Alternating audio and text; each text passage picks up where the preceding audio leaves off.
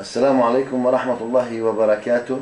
ما زلنا نجري هذه المقابلة الطويلة مع الأستاذ محمد أحمد الزبادي أبو الوليد من يافا، وهذا الجزء هو الجزء الخامس عشر من هذه المقابلة. أستاذنا الكريم تفضل. بالنسبة كنا نذكر عن المقاهي والأوتيلات. نعم. في أوتيل بأضيف اسمه كليف أوتيل بالعجمي. نعم. أوتيل محترم وسموه كليف لأنه على تلة مشرفة على البحر. قريب من المينا هناك بطرف المينا الجنوبي، بدخل قريب من مدرسة حسن عرفة. نعم. أنا أوتيل نظيف وأمامه ساحة كويسة ونظيفة. وفي تحته هذا الأوتيل جنب حسن عرفة، بين حسن عرفة في تقريبا شارع صغير بينزل على البحر، في نهايته في قهوة لمحل مسيحي اسمه طانيوس، قهوة طانيوس.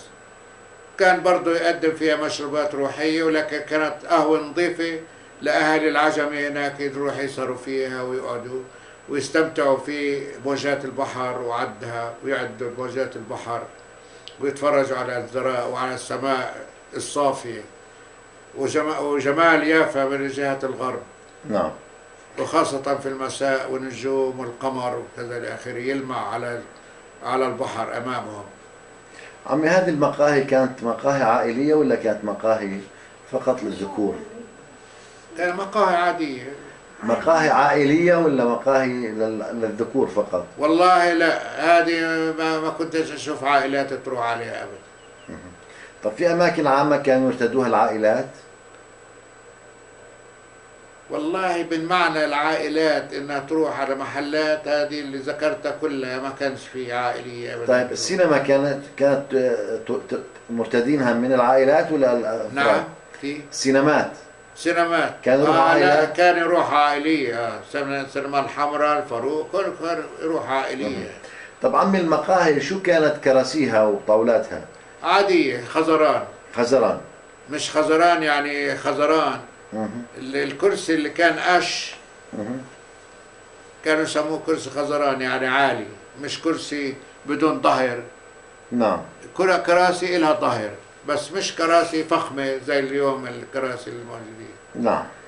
أما قهوة الصبدي كانت كراسي كويسة ومدهونة. قهوة داود كانت كراسي عادية، الكرسي القش اللي بنعرفه على 4 إجرين ملوش ظهر. نعم. هدول شو كانت تقدم عمي هذه المقاهي؟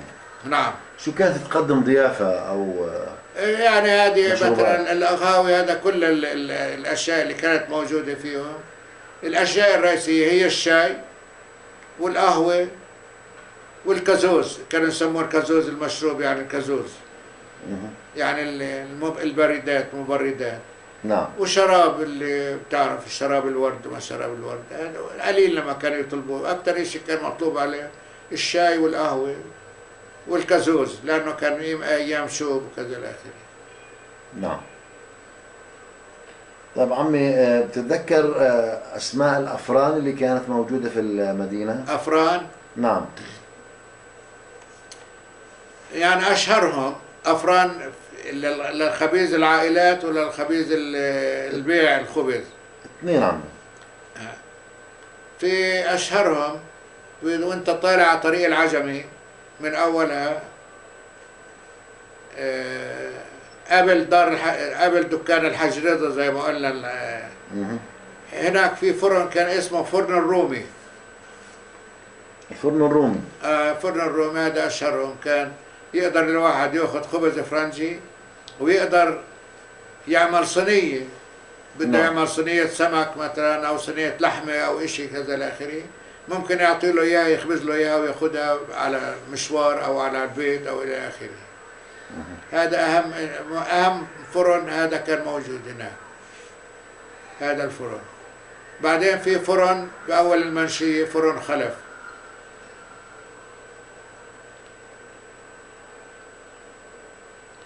هدول الاثنين الفرنين اللي أنا بذكرهم هلا، لأنه كنت أتعامل معهم. أما بعرفش والله إذا كان في فرن، إذا بذكرني فيهم مش عارف. أفران أنا ما كنت هناك في يافا. نعم. ما كنت في يافا أنا. ما كنتش في يافا. إيه.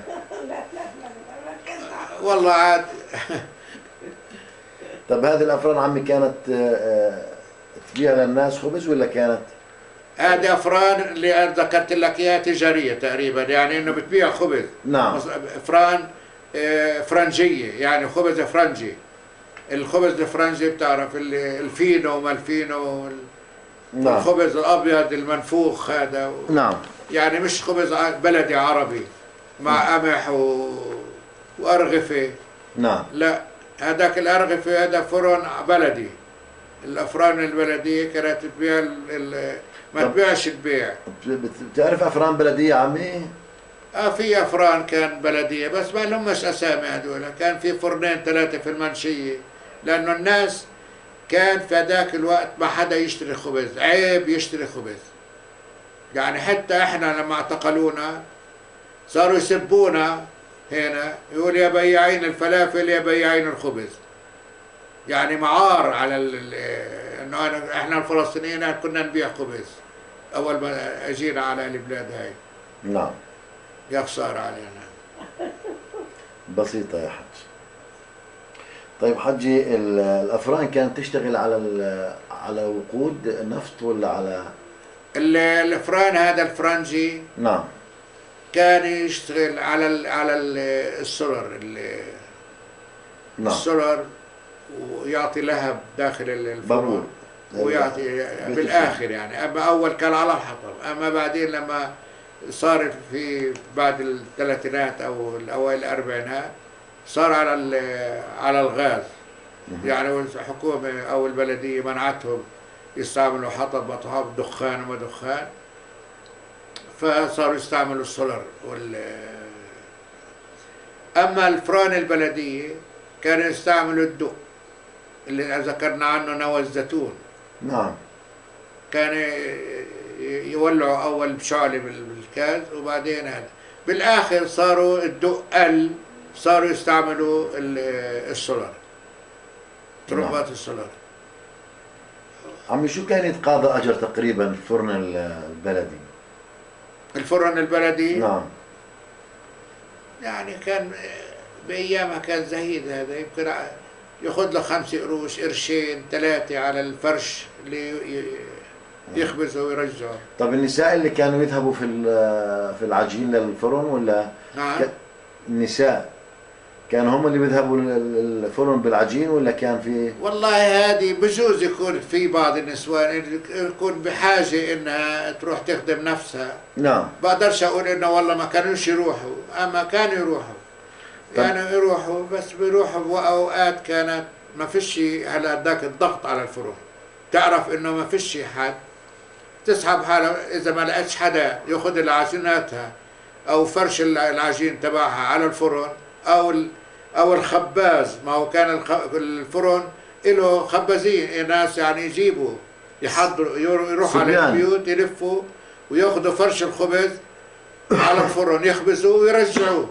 نعم. لكن في بعض الأحيان إذا شذ وما جاش تضطر إنها تبعت بنتها أو تبعت كذا الآخرين مع فرش الخبز وتوديه على الفرن، والفرن يرجع لها إياه.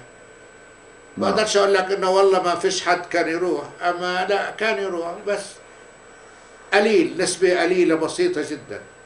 طب كان في صبيان بالأفران؟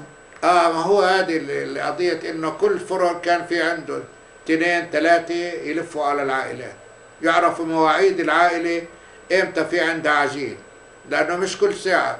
يعرف مثلا دار فلان يوم الخميس عندها عجين، يوم السبت عندها عجين، كل 2 3 في عندها عجين. يعرفوا الميعاد، يجي يقول لها يدق عليها عندكم عجين؟ لا والله تعال بعد ساعة يخمر، أو خذوا أنت أي خمر عندك. كان في هالعادات القديمة اللي معروفة. طيب عمي الأفران البلدية ما بتعرف أسماء حدا منهم؟ ما كانوش تقول والله الفرن بالمحل الفلاني، يعني علامات. والله الفرن اللي جنب قهوة الفلان، قهوة الخربتاوي، أو الفرن اللي جنب كذا. نعم. طب حمي، إذا تعطيني أسماء المطاعم اللي كانت موجودة. والله من أهل بالشهرة. مم. أول شارع يافا الأبيب من جهة ساحة الحلاطير، مم. كان مطعم أبو عفيف. أعتقد إنه هو هذا يمكن لبناني أو أجا فتح محل مطعم هناك، مطعم نظيف ظريف. شو كان يقدم يا حاج؟ مشويات وبرضه كمان طبيخ وكذا لآخره. نعم. بس المشويات كانت هي السائدة، لأنه الناس كانوا الطبيخ يعني زهقانين في بيوتهم، فيروحوا ياخذوا مشويات وكذا لآخره. وفي مطعم أنضوني بجانب موقف بساط نمرة 3 اللي بروح على تل أبيب. نعم. نفس الشيء عم بيقدم؟ نعم. مشاوي؟ نفس الشيء، مشاوي وكذا لآخره. نعم. مشاوي وبرضه كمان عائلي يعني طبيخ وكذا لآخره للي بطلب. نعم. وين في مطعم كمان يعني هدول المشهورين كانوا كثير. بس مطعمين؟ بس في مطاعم تاني للفلافل للحمص. نعم. يعني هدول المطاعم بلدية صغيرة بعتبر. هذا مطعم فيه عمال وفي مدير مطعم وفي يعني جرسون ومش عارف ايش اللي حكيت لك اياهم. نعم. اما هدول اللي بدي اذكر لك هدول يعني مطاعم عادية. فول، جرة الفول قدامه وتطلب صحن فول، يعمل لك صحن فول، صحن متبل مع بتنجان مشوي، يحط عليه معلقة سلطة.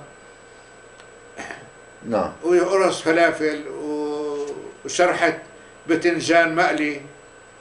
كانت أكلة ممتازة هذه بالنسبة إلي ومع لغيري. هذه قرش ونص. نعم. قرش ونص كانت ببلاش. كان هذا المطعم موجود في أول شارع المحطة، المروح على المحطة وعلى سوق اليهود. أول الشارع فيه كان مطعم اسمه لسعيد راغب. نعم. وفي مطعم كان لفتح الله البياري كان نعم.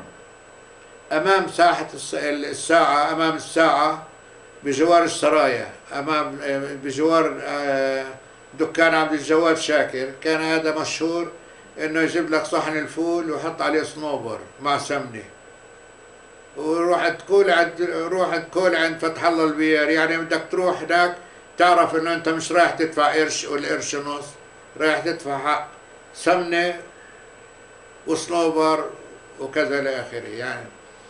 وفي مطعم كان أمام شارع أبو الجبين لمطعم اسمه حرحرة، برضه فول وفلافل وإلى آخره.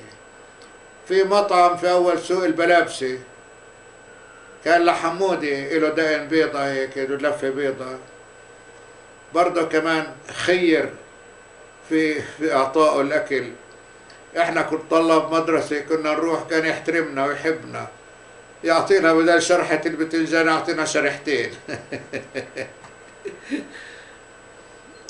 نطلب منه مثلا صحن متبل هيك صغير وحط معلقة هالحمص مع معلقة الطحينة مع البندورة المفرومة عليها هيك ومع الفلفل صغيرة، وياكل رغيفين واحنا صغار يعني وفلافل.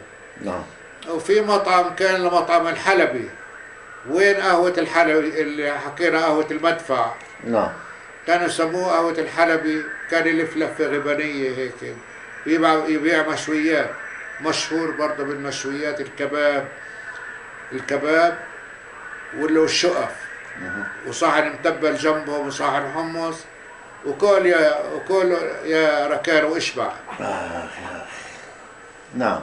اكل يعني بشهي. يافا بتشهينا بهالمطاعم الحلوة الزاكية اللي كانت على شط البحر وعلى ذكرتني فيها. شو بدي اعمل يعني؟ فتحت نفسي. لا اصحى كده اقول لك عقلك ترجع تروح. في مطاعم تانية كمان كنت احبها.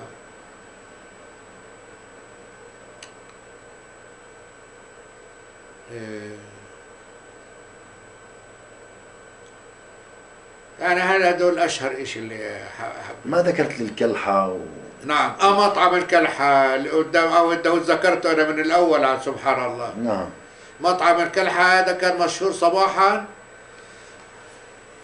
لا الدهود بس لحالها، هذول التجار اللي قاعدين هات لك فتة حمص عليها، حط اللبن وحط اللحم المفرومة مع السمنة والصنوبر. كانت خيرين الأيام أولين. الحاج عاهد الله يرحمه الثاني كمان أروح عنده أقول له روح جيب له صاحن، أحسن صاحن فتة حمص من الكلحة. آكل وأنا صغير هيك عند الشباب ناكل فتة حمص من أحلى ما يكون. طب غيره عمي؟ نعم. حمادة. أنا على فكرة إنه الحاج عاهد هو أبوه لعاهد سعد، أبوه لجمال سعد اللي بكون أخوها لزوجتي، وعاهد ابنه اللي تعرفت عليه امبارح عاهد سعد اللي هو مدير الإكسبريس الآن، وإله أولاد اسمه جمال ونادر، وإله أولاد كمان اسمه جمال وعدنان، جميل وعدنان وعاطف وعماد، 5 وبنت اسمها عاهدة. هذا خلف خلفة كويسة. طيب هذا المطاعم. البنت الأخيرة أخته. نعم. يمكن خلصنا من المطاعم هلا بكفي. لا في لا كمان بدك مطاعم؟ في حمادة في؟ لا حمادة ما بتذكروش هذا حمادة ولا جبارة ولا أبو جبار. لا أظن يا بالآخر كانوا. الترك عمي. نعم. مطعم الترك ما كانش موجود؟ والله مش بتذكرهم أنا هدول، لأنه بجوز ما كنتش أروح عندهم يمكن. أما هدول كنت وأنا صغير وكبير كنت أروح أمر عليهم، لكن بعدين لما كبر الواحد صار يروح عائلي، ما يروحش مطاعم ياكل فلافل وياكل متبل وياكل. طبعا عمي كان في مطاعم متخصصة في السمك؟ نعم. مطاعم متخصصة في السمك، في السمك؟ نعم، في الأكلات البحرية يعني. الأسماك البحرية كان هدولك المطاعم اللي حكيناهم يتعاطوا في الأسماك البحرية اللي بيعملوا مشاوي. طبعا اللي أبو عفيف وأندوني وهدول كلهم يتعاطوا. فإحنا كنا زباين هدول، بس لما كبرنا صار زباين هدول المطاعم. نعم. طيب أستاذنا الكريم، كان في محلات كنافة أو مطاعم كنافة؟ نعم. كنافة وحلويات. حلويات كان في مطاعم حلويات. يعني بتذكر 2 نعم. في ساحة الساعة كان في 2 بيع حلويات يعني معتبر. غريبة وكنافة نعم. الحلواني اسمه الحلواني؟ من عائلة حلواني. كان في واحد تاني نسيت اسمه والله يمكن تاني، لأنه بتعرف هدول المشهور يعني الأشهر إشياء ما في يعني كان غير محلات، بس يعني بقدرش أسميها يعني. بس الحلواني ولا واحد تاني فيه؟ في كمان واحد بساحة الساعة، بس الأكثر أشهرهم هو هذا الحلواني. كان الكنافة نفس الكنافة النابلسية عمي ولا بتختلف؟ نعم. الكنافة كنافة نابلسية؟ لا كان يعملها تقريبا زي الكنافة النابلسية. نعم. لكن أكثرية الناس كانوا يروحوا في الموالد ويعملوا الحلوانجية، أما العاديين مش مثل اليوم يعني يروح والله مارق طريق يقول له والله حط لي صحن كنافة ويلا. ما كانش هالإشي هذا على وقتنا. كان وقتنا في مواسم، إلهم مواسم حط هالجريد وهالضواء وكذا الأخير في الموالد، في المناسبات يعني أكثر إشي. نعم. أو واحد بده يعمل له حفلة أو بده يعمل له كذا الآخرين. أما إنه مارق طريق وكذا أقول له والله حط لي صحن كنافة، أعطيني حبتين برمة، حطيني بقلاوة، ما كانش يعني طبقتنا ما كانش ماشي هيك. طيب حجي، صالونات الحلاقة؟ صالونات الحلاقة كان في أول شارع المحطة في ابو لغد، وفي كان درويش الكردي، هذول اشهرهم اثنين. كنت احلى عند واحد اسمه درويش الكردي اللي هناك جنبه. اما في صالونات اكثر. في كمان برضه واحد من دار ابو لغد في ساحه الساحه، كان يقعد عنده رئيس البلديه عمر البطار، وهذا يعني كان على مستوى شخصيات يعني يحلو عنده. نعم. وباقي حلاقين عاديين يعني. عدد الحلاقين في المدينة عدد كبير عمي؟ نعم. عدد الحلاقين كان كثير ولا شوي؟ يعني مش كثير. الحلاقين هذول اللي قلت لك عنهم المشهورين في ساحة الساعة وأول شارع المحطة، هذول مشهورين. وفي شارع أول شارع اسكندراوت في حلاق اسمه الجندي، برضه أحمد الجندي إخوته كانوا مشهورين. التانيين هذول حلاقين، حلاق مشهور جنب السرايا. نعم. طيب بعدين في حلاق كان في شارع الدباسية يونس اللي حكيت لك عنه، انه هذا كان يعطي اشواء خلع اسنان من الحلاقين العتق اللي بيداووا في العلق وما العلق والاشياء الثانيه. نعم. يحلق للناس ملط، يعني مش الحلقات الفرنجيه. رجال كبير، وعنده واحد كان ابوه يحلق عنده، لانه يحلق بالموس خلص، ما فيش يحلق له موس، لا يقعد تصليح ولا ما. اما ايش اهتمامه كله، بدك تخلع سن، بدك تداوي سن، يعمل لك هيك، يعطي لك قطنه ويحطها. ما كانش الناس يعمدوا دكاتره الاسنان لانه فيش فلوس معهم كثير، وبعدين يخاف من دكتور اسنان. يلاقي الحلاق قدامه يقول لي والله سني، يقول لي بسيطه، يحط له هذا، هو ما يعرفش ايش اللي حط له اياه، يخد عليه سنه، بده يخلع سنه، يقول له بسيطه، يروح يجيب هالخيط يربط له سنه. انا اللي بوجعك هذا، يمكن يخلع له سن مزبوط، سن من اسنانه الصحيحه، لكن هو انا بحكي هلا انه السن العاطل. يقول له انا بوجعك هذا، يمشي يلف له على خيط ويحط الخيط في اجره هنا ويشده، يخلع له سنه. راح السن، ارميه للشمس. وتمشي الحالة. طبعا انزل له نقطة الدم، يجيب له نقطة، يعمل له اياها في هيك، كما يقول له تمضمض مع السلامة، ياخذ له قرشين ثلاثة منه، شيلين 4 قروش اللي معه. نعم. علق مثلا واحد صار عنده ضغط علق وهذا، يروح عند الحاج يونس، يا حاج والله المرأة كذا، يقول له ايه، خذ له علقتين، تعال هات لك كوبايه ولا تحط له علقتين، ويروح حط له اياها رقبتها من هنا ومن هنا، ولما تصير زي الخياره قيمها وحطها بسكن ومع السلامه. يعطي له علقتين، يعطي له 4، ويرجع له هذاك ياخذ منه. مرات الدكاتره كمان يوصفوها للبني ادم. نعم. معكسات الهواء اللي تشطيب الدم، يسحب الدم منه. طب عم الصالونات الحلاقة شو كانت تستخدم، أو شو كانوا يستخدموا الحلاقين أدوات؟ الأدوات كان المقص معروفة، يضل طقطق لك بالمقص حتى يضيع وقت، طق طق طق طق طق طق طق، بعدين يقص لك، طق طق طق طق طق، يقص لك على شعره شوي، طق طق طق طق، يقص لك بالمقص وبالمشط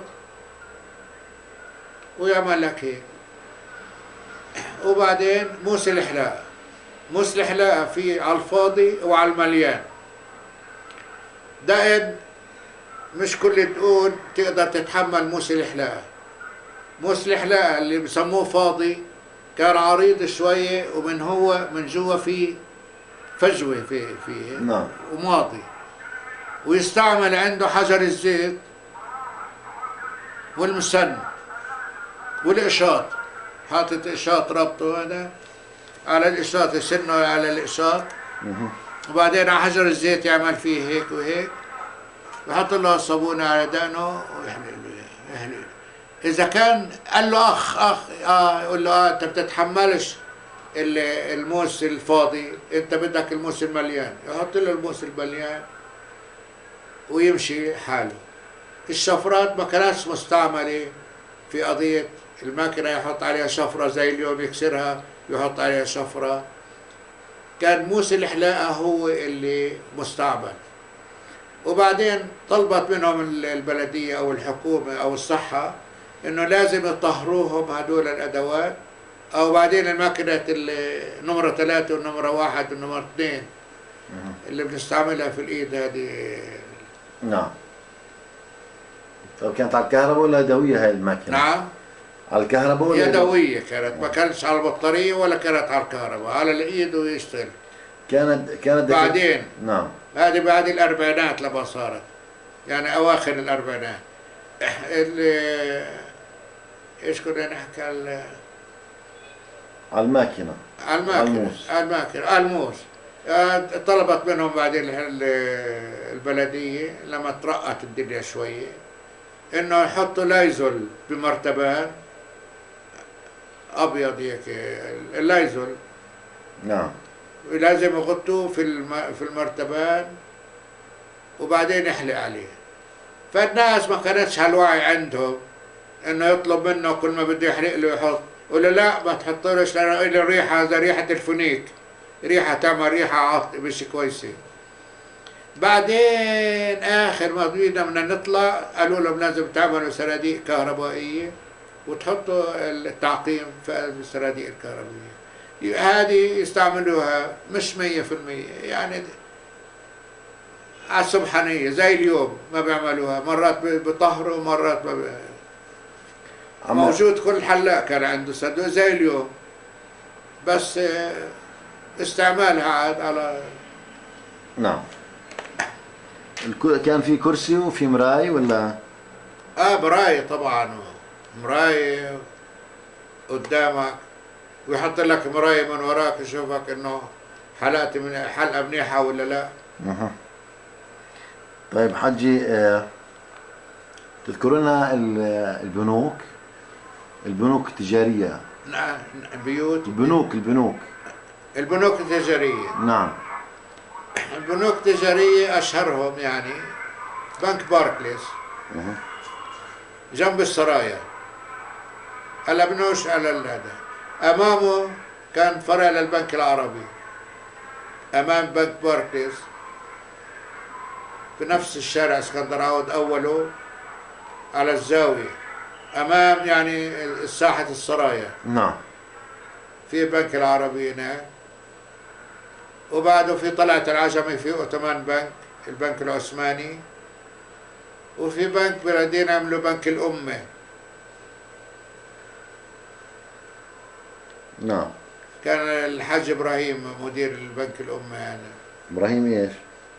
يعني هذا كان عملوه مشان يعطي المزارعين فلوس وما فلوس، مش يعني معنى بنك تجاري بالمعنى الصحيح، بالمعنى التجاري.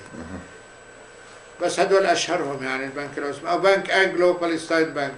بنك الأنجلو كان في أول شارع تل أبيب فوق مطعم أبو عفيف في هذيك الجهة. هذا كان أول ما أسسوه الإسرائيليين. شو سموه عمي بنك الأنجلو؟ نعم. اسمه إيش هذا البنك؟ كان بالإنجليزي اسمه بالستينيان أنجلو بنك، البنك الإنجليزي الفلسطيني. هذا مين كان مديره عمي؟ هذا كان إسرائيلي. نعم. إسرائيلي، لكن كانوا موظفين بعض عرب فيه للتخفية. أما هو من أساسه من أعمال من مؤسسة إسرائيلية يهودية من أجل الإنشاء الوطن القومي اليهودي. طب بنك الأمة وصار بنك إسرائيل هلا، هو تحول من بنك أنجلو إلى بنك إسرائيل، يعني زي البنك المركزي. نعم. كان في بنك مركزي في فلسطين عمي أو في يافا؟ لا أذكر إنه كان في بنك مركزي. طب بنك الأمة مين كان صاحبه أو مديره؟ رشيد الحاج إبراهيم. البنك العثماني عمي؟ بعرفوش والله. البنك العربي؟ البنك العربي كان شوكة حماد، وراح على جريدة الدفاع، وصار بعده فضل الدرهلي، جودة بيبي. نعم. طيب عمي كان في مصارف؟ نعم. مصارف. نعم. يعني صرافين. نعم. بالمعنى الصرافين كان في صرافين، بس أنا ما كنتش أصرف يعني عندهم صرافين، مش متذكرهم الصرافين. نعم. حضرتك تحدثت حجي، نعم.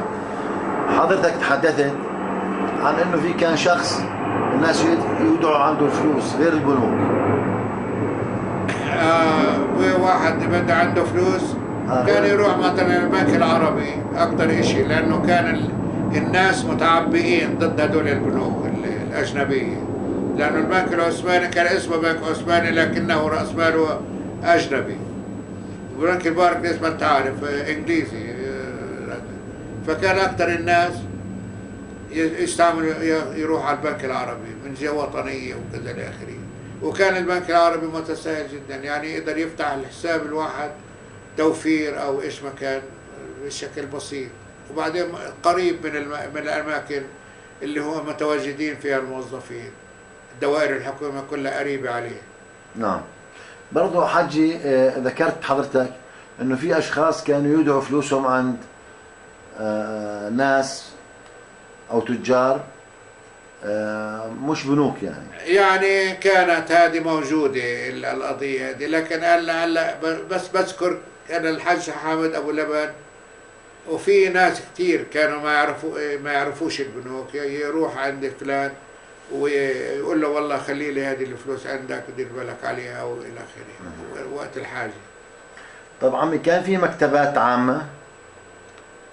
مكتبات عامة، أنا الحقيقة في مكتبة في سوق الدير، مكتبة صغيرة للشيخ من دار السمهوري، ما بعرف اسمه الأولاني، لكن بعرف إنه الشيخ السمهوري كان هذا عنده مكتبة من الكتب اللي هي اللي بيسموها وراء الكدش، الورق الأصفر.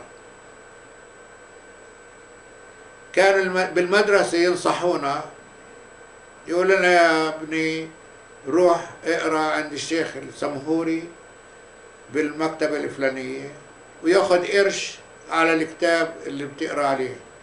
فكنا نروح ناخذ كتب ألف ليلة وليلة، ناخذ عنتر وعبلة، ناخذ الزير سالم، ونطلع على الأشياء اللي وتغريبة بني هلال، وروح أخذها مثلا أبوي وجماعته يقولوا لي تعال اقرا لنا عن تغريبة بني هلال، السلطان حسن والجازم محمد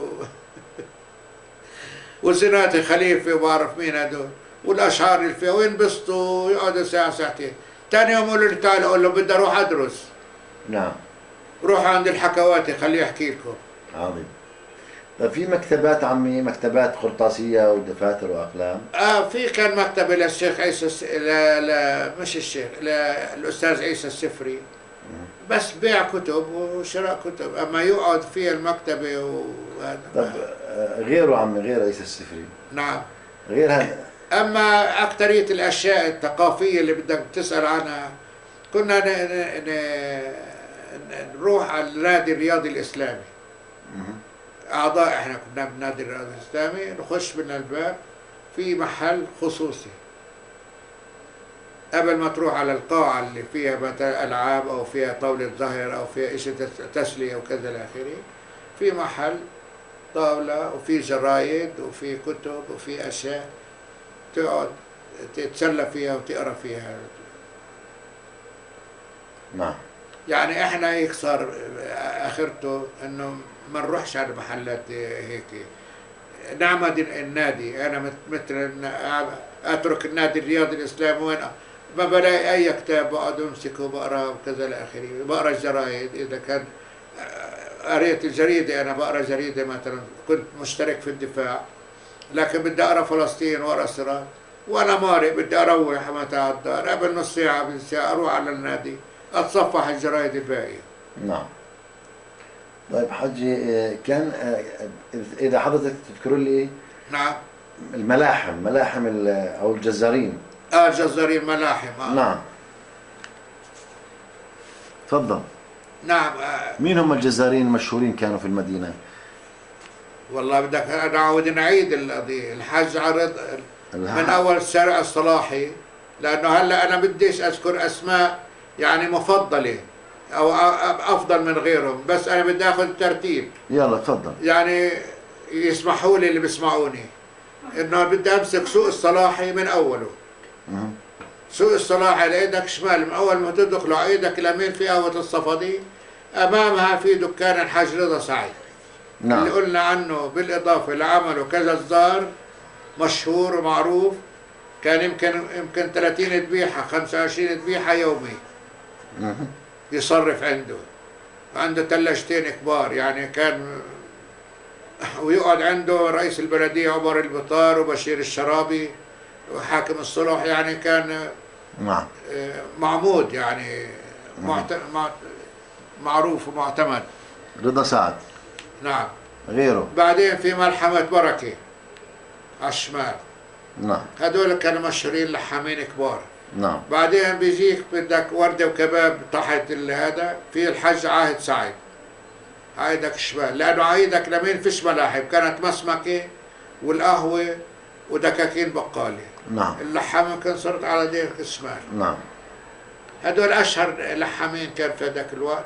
وفي لما أول المنشية كانت في ملحمة الضعيفي جزار كبير، كانت ثاني هذه ملحمة كبيرة ببابين. بابين. نعم. وين في ملحمة ثانية؟ في بياعين السقط جنب الحج عاهد. نعم. بياعين بتعرف روس الغنم شو اسمهم؟ أشهرهم. مين أشهرهم؟ بديش أذكر هذا. نعم. كان عبد الحليم هذا. نعم. عبد الحليم يعني هو متعهد المسلخ، ياخذ كل السقط عنده نعم.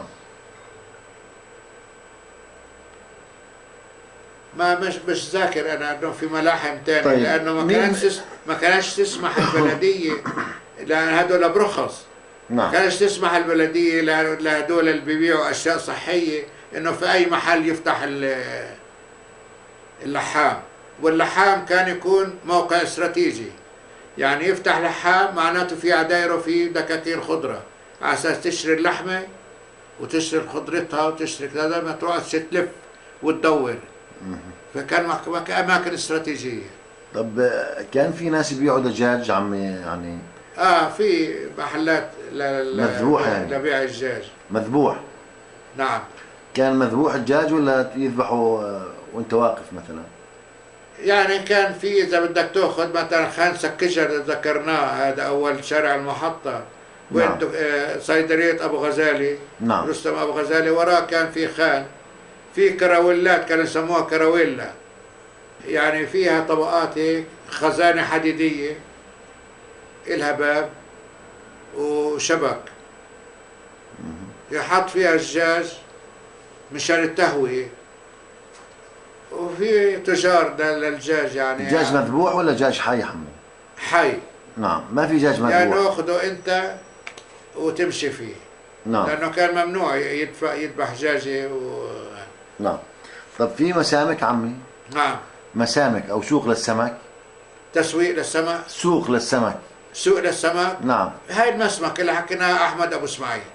احمد ابو اسماعيل. بس لانه هذا السمك كمان سريع الفساد، وايام ما كانش منتشر التبريد، ما التبريد الصحيه ما كانش تسمح الاشياء هذه الصحيه انه اي واحد يتعاطى بالبيع. حتى انه لما كانوا في متجولين وكذا لاخره يمسكوه يمنعوه، لانه هذا تبريد. المتجولين على ايش كانوا يبيعوا السمك عمي؟ على نعم.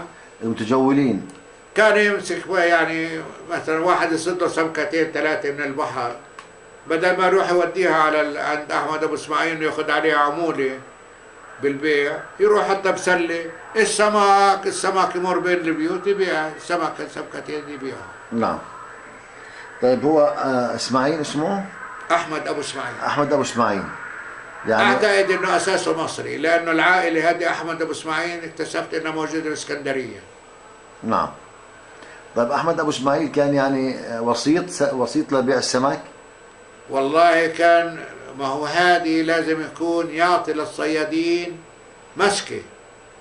يعني كيف مسكه؟ فرشه. يعني انا صياد بدي اروح اصيد سمك. نعم. حتى يضمن هالصياد هذا يرجع عليه يبيع سمكاته عنده، يعطيه نعم. فلوس مرات، دين يدينوا عليه ويكتبوا عليه، يقول له انا بعطيه فرشه نعم. او تزويد، اذا كان عنده لانش او عنده كذا يعطيه فرشه نعم. زي اي تجار دقيقة يعطوه. واحدة. طيب عمي بعد إذنك ناخذ استراحة ونتابع حديثنا إن شاء الله.